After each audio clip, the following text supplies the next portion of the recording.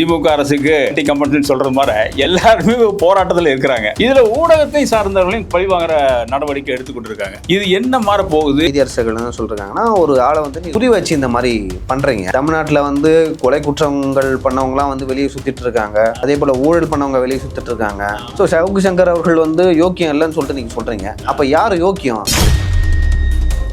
திமுக ஆட்சியில் நடந்த தவறுகளை சுட்டி காட்டினா நீங்க இந்த மாதிரி பண்ணுவீங்களா? குண்டாஸ் போடுறீங்க. ஏற்கனவே மத்திய அரசிலிருந்து ஒரு சிறப்பு வழக்கறிஞரை தமிழ்நாடு அரசு நியமிக்கும். வழக்கறிஞருக்கு ஃபீஸ் மட்டுமே 30 லட்சம் ரூபா. இப்போ வாராய்க்கு 30 லட்சம் ரூபா கொடுத்து எதிர்த்து வரக்கூடாதுங்கிற ஒரு நிலைமையோட தமிழ்நாடு அரசு செயல்பட்டது. அப்படின்னா இப்போ நேற்று நாங்கள் ஒரு கணக்கு பண்ணோம். இப்போ சவுக்கு சங்கருக்கும் வாராய்க்குமே மட்டுமே கிட்டத்தட்ட ஒரு திமுக தரப்பு வந்து நினைத்த கணக்கு வேற. அவங்க வந்து சங்கர் அவர்களை வந்து சிறையில் போட்டா எப்படி இருந்தாலும் வந்து ஒரு 3-4 மாதங்கள் வந்து சிறையில் இருப்பாரு. அவங்களோட கணக்கு வந்து இங்க தவறிடுச்சு.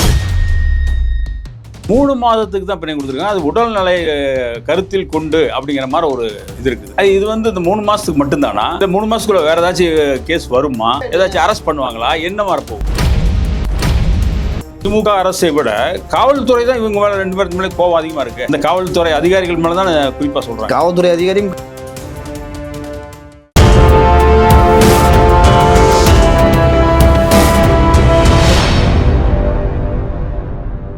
ஊடக நேயர்களுக்கு வணக்கம். தொடர்ச்சியாக பரபரப்பாக தமிழ்நாட்டில் நிகழ்ச்சிகள் வந்து கொண்டே இருக்கிறது. அதுலேயும் குறிப்பாக 2026 தேர்தல் வந்து கொண்டிருக்கிறது. அந்த இதை ஒட்டி பார்த்தீங்கன்னா இப்போது மக்கள் போராடாத இடமே கிடையாது.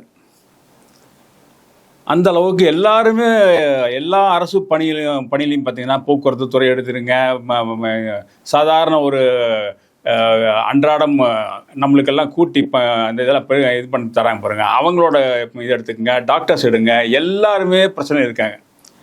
இதில் ஊடகத்தினரும் பிரச்சனை இருக்காங்க. அந்த ஊடகத்தினர் தான் நான் சொல்ல வந்தது யாருன்னு தெரியும். இப்போ அண்மையில் சவுக்கு சங்கரும் நம்ம வாராகியும் வெளியே வந்திருக்காங்க.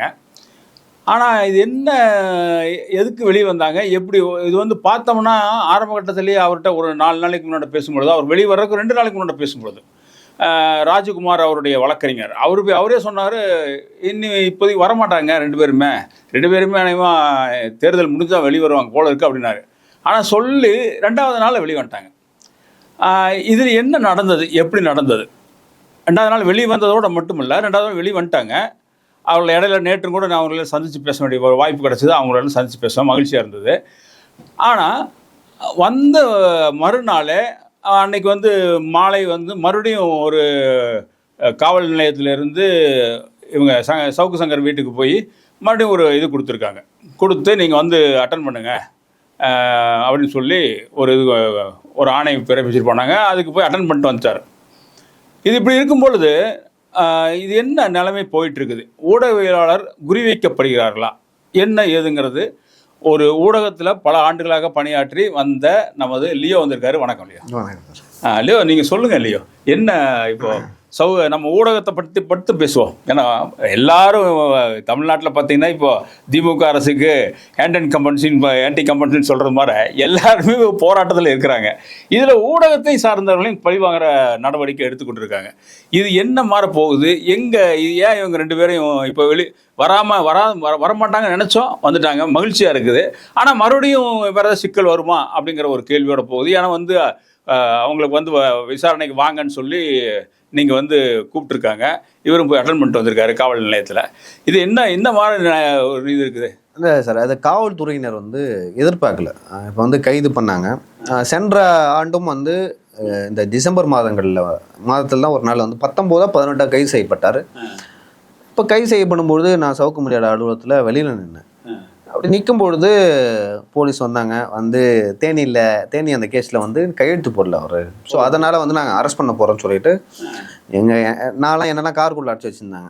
நான் விட்டு விசாரித்து ஃபோன் வச்சுருந்தேன் இல்லையான்னு கேட்டு வச்சுருந்தாங்க. அதுக்கப்புறம் வந்து அவரை வந்து டீடைன் பண்ணி வச்சுருந்தாங்க ஒரு 6-7 மணி வரைக்கும், நைட்டு 11 மணி வரைக்கும் டீடைன் பண்ணி வச்சுருந்தாங்க. பண்ணி வச்சுட்டு போயிட்டாங்க. ஏன் இந்த காலகட்டத்தில் அரெஸ்ட் பண்ணுறாங்கன்னா, ஹாலிடே வரும், ஹைகோர்ட்டுக்கு ஹாலிடே. ஸோ இது வந்து எப்போ வந்து இருக்குன்னா வெள்ளக்காரன் காலகட்டத்துலேருந்தே இருக்குது. ஓகேவா? இந்த ஹாலிடேன்றது ஏன்னா கிறிஸ்மஸ் வருது, ஸோ அதுக்கப்புறம் நியூ இயரு, இது வந்து பொங்கல் வரைக்கும் அப்படியே போகும். இன்னையோட முடியுது லீவு. ஸோ இப்போ வந்தோன்னா வந்து யாரும் இந்த கேஸை எடுக்க மாட்டாங்க. எடுத்தாலும் வந்து அப்போ கவர்மெண்டோட மேற்பார்வையில் அந்த கேஸ் நடக்குது. அதனால் கூடிய சீக்கிரத்தில் எந்த ஒரு நீதியரசர்களும் அதுக்கு வந்து பெயில் கொடுக்க மாட்டாங்க, தள்ளி போடுவாங்க அப்படின்னு சொல்லிட்டு தான் அரசு தரப்பிலும் காவல்துறை தரப்பிலும் வந்து நினச்சாங்க.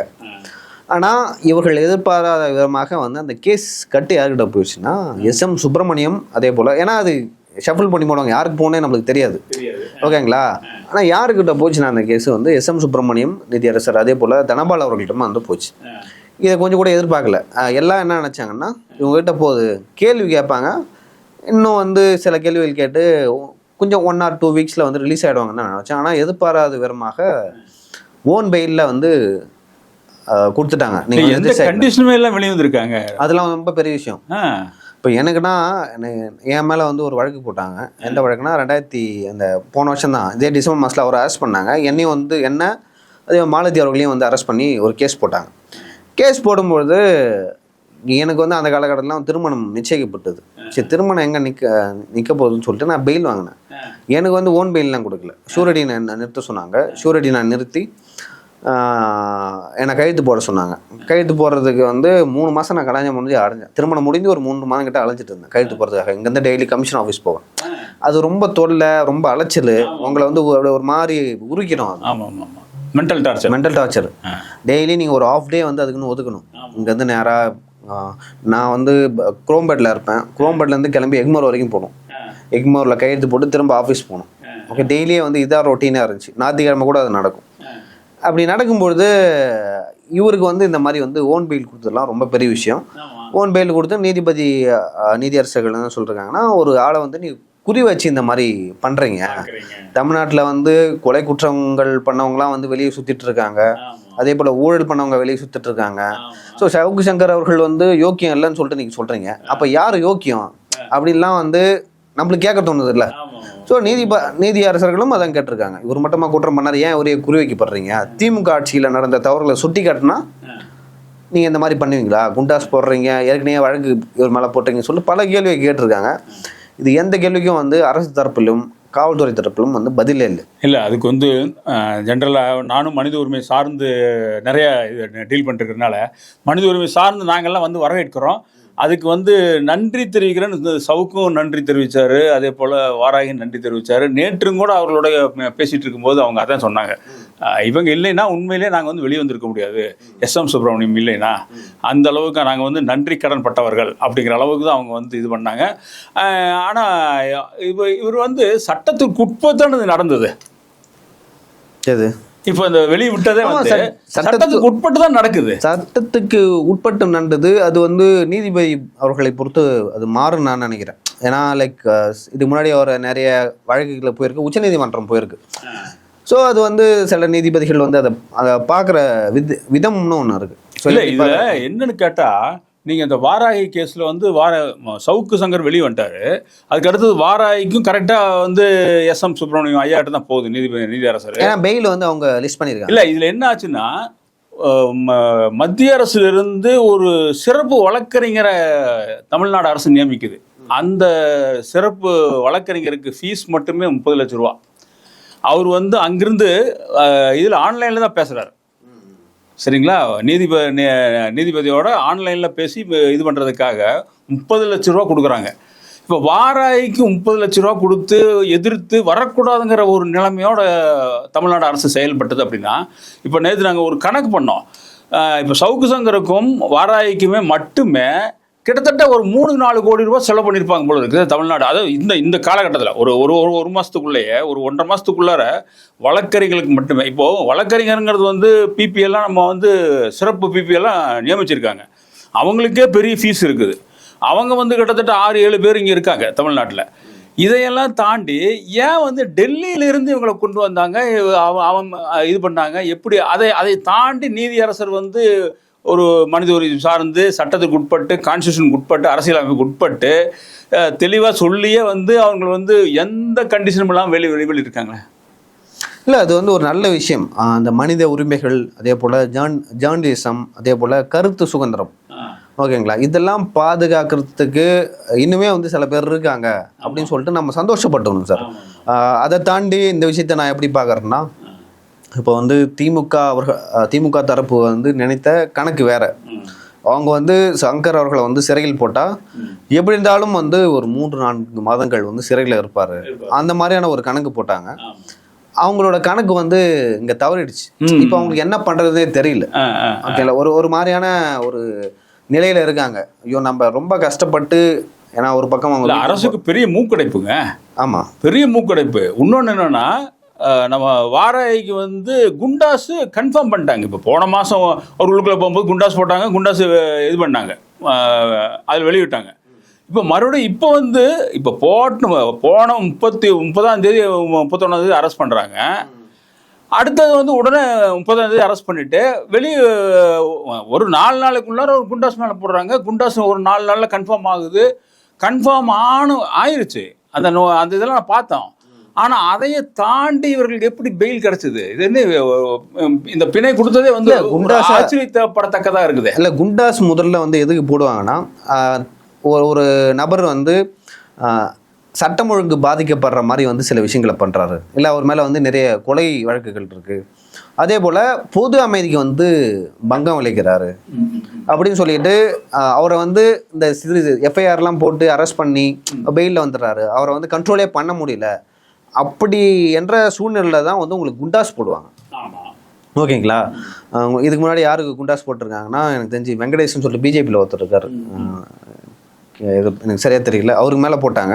அவர் மேலே நிறைய வழக்குகள் இருக்குது.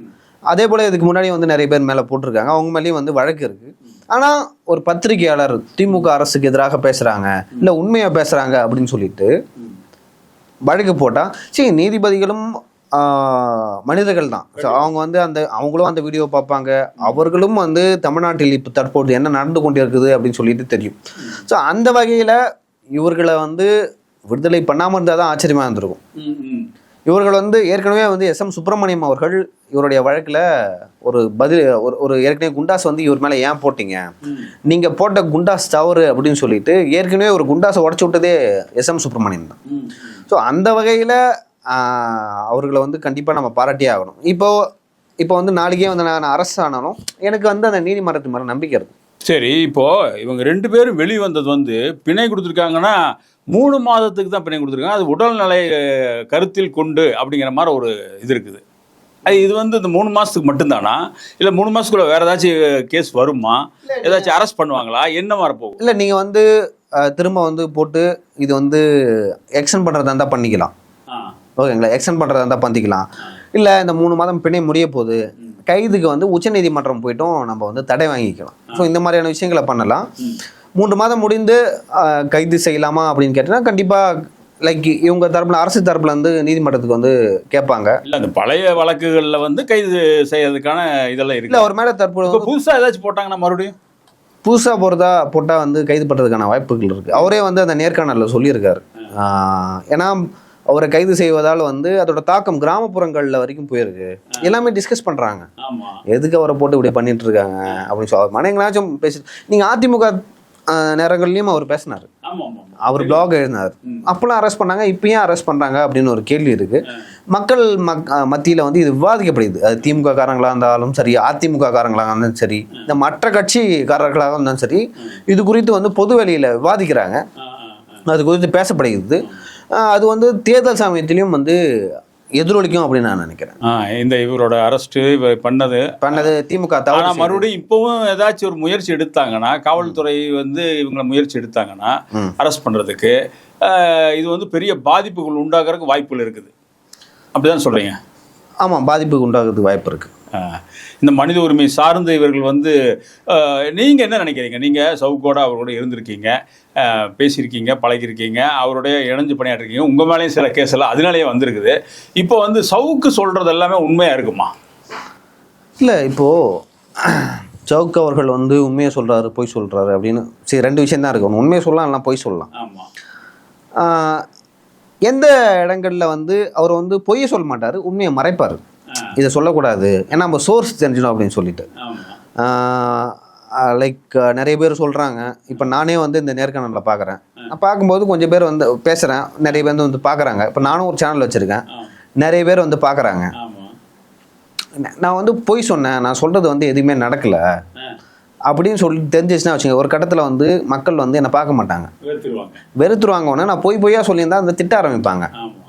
நான் பொய் சொன்னால் வந்து என்னோட கிரெடிபிலிட்டி போயிடும். இப்போ நீங்களே என்னை கூட்டு வச்சு இப்போ பேச மாட்டீங்க, ஓகேங்களா? ஸோ அவர் சில விஷயங்களை ப்ரிடிக்ட் பண்ணுவார், அது வேணால் நடக்காமல் இருந்திருக்கலாம். ஆனால் அவர் வந்து உண்மையை மறப்பார். என் சோர்ஸ் இவங்க எனக்கு இது சொன்னார், அதை மாற்றி சொல்லலாம். இல்லை, சோர்ஸ் சொல்ல வேண்டிய அவசியம் இல்லை, சொல்ல வேண்டிய அவசியம் இல்லை, அந்த இடத்த மாற்றி சொல்லுவார். இப்போ வந்து ஃபார் எக்ஸாம்பிள் வந்து எனக்கு ஒரு திமுக அமைச்சர் சொன்னார் அப்படின்னு சொல்லிட்டு சொல்கிறான்னு வச்சிங்களேன், அது திமுக அமைச்சர் தான் சொல்லியிருக்குன்னு அவசியம் இல்லை. இப்போ உதயநிதி கூட இருக்கவங்க சொல்லியிருக்கலாம், இல்லை உதயநிதிக்கு வந்து கட்சியிலே பிடிக்காதவங்க இருப்பாங்கல்ல, அவங்க சொல்லிருக்கலாம், கனிமொழி தரப்பு சொல்லிருக்கலாம், யார் வேணால் சொல்லிருக்கலாம்.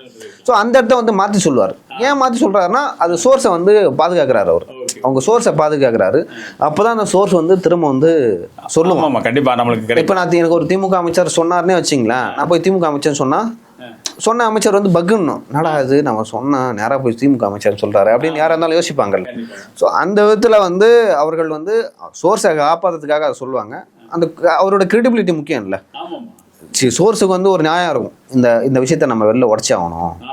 இப்போ அந்த சோர்ஸுக்கு வந்து செய்தி கொண்டு போகணும், ஆனால் நான் தான் சொன்னேன்னு தெரியக்கூடாது. ஆமாம். ஸோ அந்த வகையில் வந்து இப்போ நானே திமுக காரனாக இருக்குன்னு வச்சிங்களேன், திமுகவில் எனக்கு ஃபேவராக எதுவும் பண்ணி தரல, ஆனால் தப்பான விஷயம் நடக்குது. அப்போ நான் அவர்கிட்ட போய் சொல்லுவேன், இந்த மாதிரி திமுகவில் இந்த மாதிரி ஒரு விஷயம் நடக்குது, இந்த ஒரு கான்ட்ராக்ட் வந்து KNR ஏதோ ஒரு கான்ட்ராக்ட் உத்தண்டி இந்த உயர்மட்ட சாலை வந்து யாரோ ஒரு கம்பெனி கொடுக்க போகிறாங்க. யாரோ ஒரு டெண்டர் வந்து அதை ட்ரை பண்ணிருப்பான், ஒரு டெண்டர், ஓகேங்களா? ஆனால் அவனுக்கு தான் கொடுக்கணும்னு ஃபிக்ஸ் ஆகிடுச்சு.